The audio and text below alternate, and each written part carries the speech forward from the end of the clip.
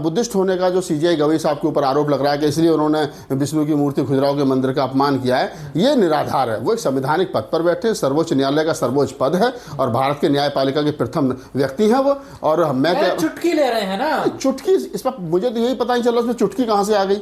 उन लोगों को एक दलित बुद्धिस्ट सीजीआई जो है वो बर्दाश्त नहीं हो। हम बिल्कुल गवई साहब के बयान के साथ 1000% हम लोग गवई साहब के बयान के साथ हैं। और तमाम कोई गलत नहीं कहा, इसमें कौन सा गलत कहा है। अगर भगवान के आप कट्टर भक्त हो तो भगवान से प्रार्थना करो। भाई भगवान तो सबकी सुनता है ना, भगवान ने दुनिया बनाई है, भगवान ने सृष्टि रची है, भगवान सब कुछ जानते हैं। और विष्णु तो वैसे भी क्या नाम बड़े पावरफुल भगवान है।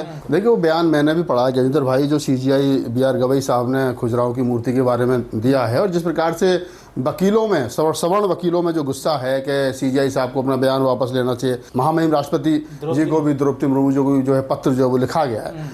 देखिए सबसे पहली बात तो इसको समझना चाहिए, वैज्ञानिक युग में आप भगवान के कभी राम मंदिर के लिए कभी दूसरे के लिए बार बार सुप्रीम कोर्ट का कीमती समय जो है आप वो खराब करोगे तो आपको भी लगना चाहिए कि ये जो सुप्रीम कोर्ट है वो उन न्याय के लिए है जो बेचारे पीड़ित हैं, शोषित हैं, उनके लिए सुप्रीम कोर्ट बना है। अब भगवान के लिए भी बार बार आप अगर जा रहे हो वहां पर और मूर्ति की मरम्मत के लिए, तो ये तो पूरा तत्व विभाग का मामला बनता है। अभी खुजराहो पुराना, हजारों साल पुराना एक तरीके से मैं कहूँ कि वो मंदिर है और उसमें कोई मूर्ति खंडित है, तो पहली बात तो वहाँ जो पुजारी है उनका जो सिस्टम है और जो पैसा चंदा आता है नहीं आता है, जो भी XYZ है, वहाँ के स्थानीय लोगों को चाहिए कि वो उसकी मूर्ति की मरम्मत कराएं।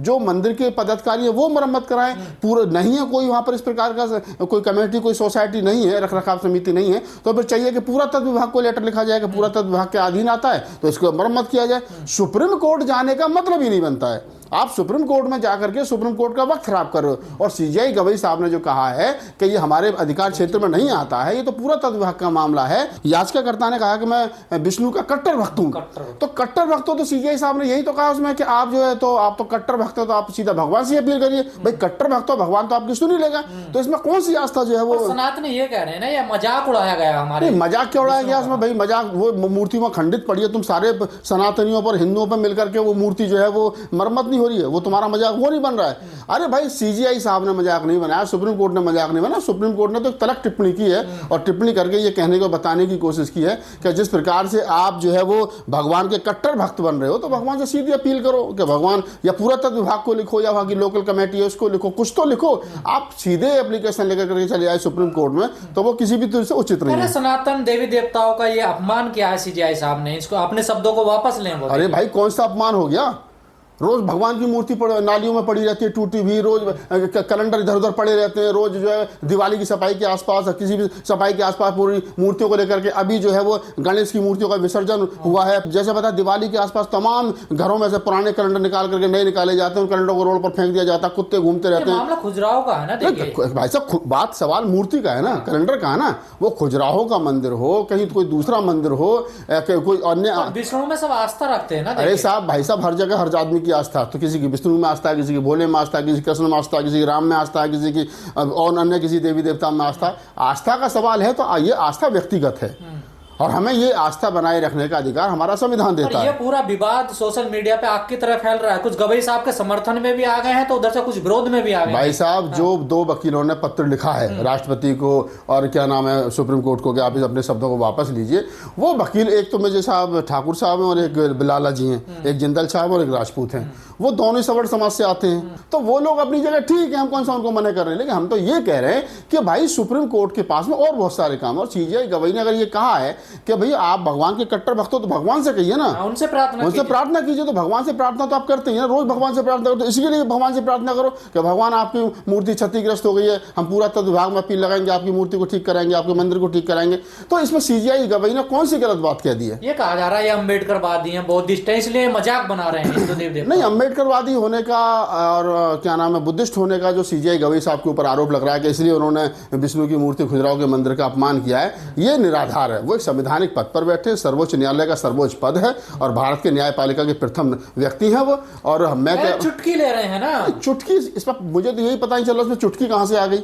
इसमें कौन सा ये हास्यप्रद बयान है कि जिस पर मान करके बहुत ज़्यादा विवाद होना चाहिए। ये मूर्खतापूर्ण लोग हैं जो इस प्रकार के सीजीआई साहब पर गंभीर आरोप लगा रहे हैं। उन लोगों को एक दलित बुद्धिस्ट सीजीआई जो है वो बर्दाश्त नहीं होता। उनको नहीं लग रहा है कि ये कैसे, मतलब जिस आदमी ने ओथ से पहले ये कह दिया हो कि मैं कोई सरकारी विभाग में नहीं लाऊंगा, मैं कोई सरकारी लाभ नहीं लूंगा, मैं कुछ नहीं लूंगा, मैं तो नौकरी करके अपना जो भी है जब तक मेरा कार्यकाल है चला तो क्या जाऊंगा। अम्बेडकर वादी ऊपर से दलित है इसलिए उनका ज्यादा विरोध हो रहा है? हाँ बिल्कुल, ये तो इस देश की कड़वी सच्चाई है ना। यही बात, यही बयान अब रोज जो जस्टिस काटजू हैं वो तो ब्राह्मण समाज से आते हैं। उन्होंने तो खूब कहा कि मैं बीफ खाता हूँ, आज तक किसी ब्राह्मण ने उनके खिलाफ बोला? काजोल ब्राह्मण समाज से आते हैं अभिनेत्री, उन्होंने कहा कि मैं बीफ खाती हूँ, आज तक किसी ने बोला?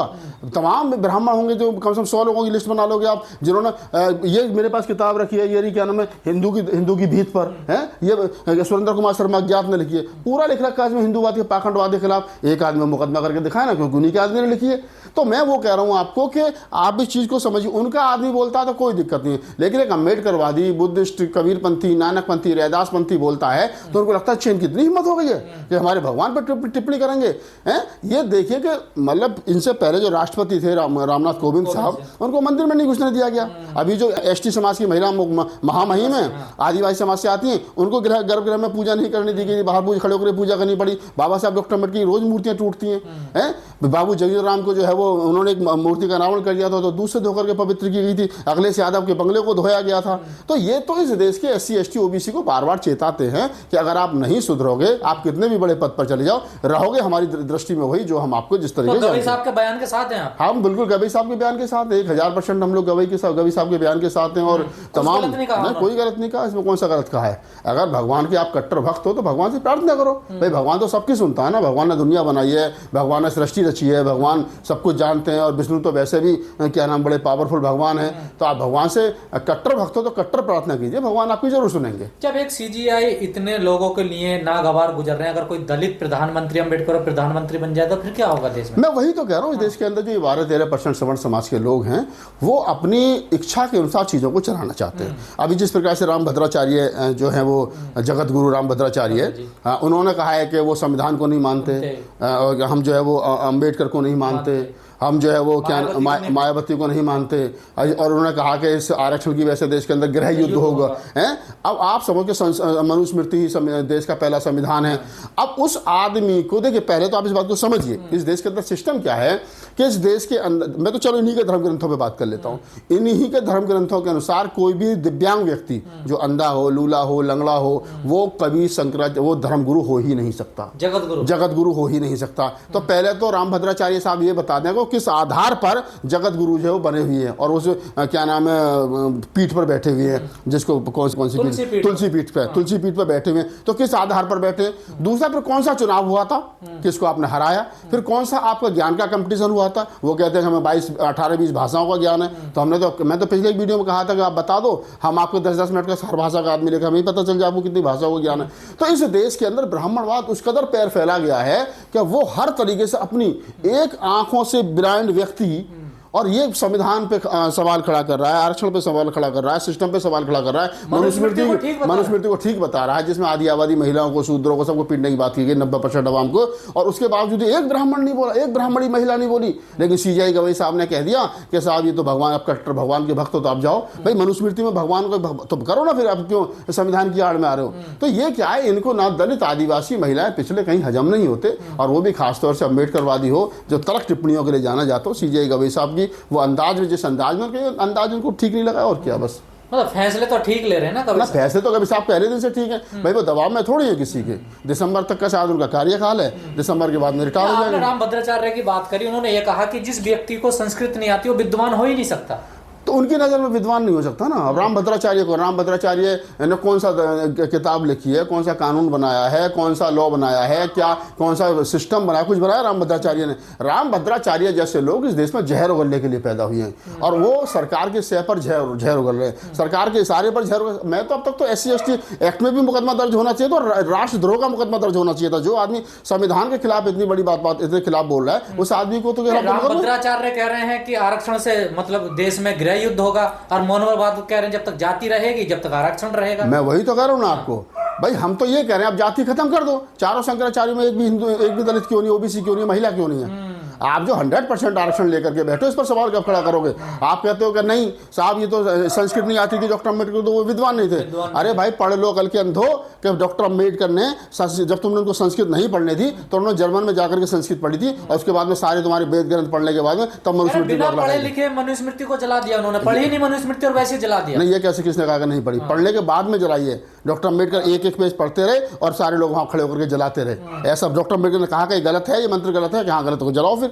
ये जितने लोग घूम रहे हैं, अब जेएनयू में मनुस्मृति जली, रोज देश के अंदर मनुस्मृति, अम्बेडकरवादी और तमाम कबीरपंथी नानकपंथी जो समता में विश्वास करते हैं, बंधुता में विश्वास, वो रोज जला रहे हैं। तो वो पढ़े लिखे नहीं है। जेएनयू में तो पीएचडी स्कॉलर, क्या वो पढ़े लिखे नहीं है? और रामभद्राचार्य जी कहाँ से पढ़ करके आए, यही बता दें कौन सी यूनिवर्सिटी से उन्होंने पीएचडी करी है संस्कृत में?